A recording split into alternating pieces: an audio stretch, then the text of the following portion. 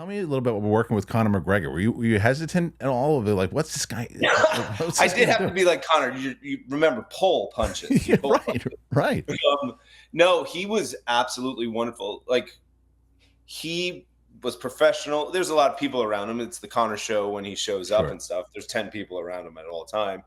Um, but he's very personal and like excited to learn. This was his first film.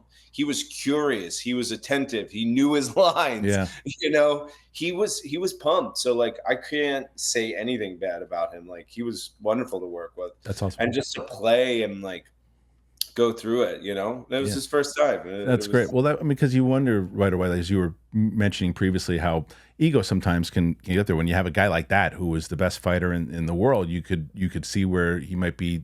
I just know, dude, we're like 4 days from rapping and he comes up, he's like, how the fuck you do this? This is the hardest shit in the world.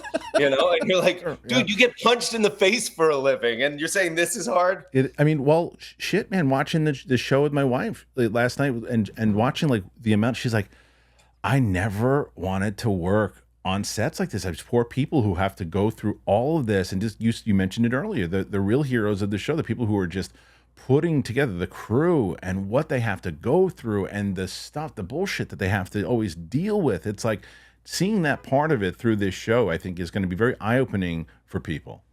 Yeah, I don't think we explored it. Like all those crew people show up early, like before everyone, and they Yeah, leave after everyone. And then Teamsters alone, they're staying up, driving people and driving equipment all like they'll have 20-hour days. It's yeah, like insane, it's insane. and Yeah, we never see them.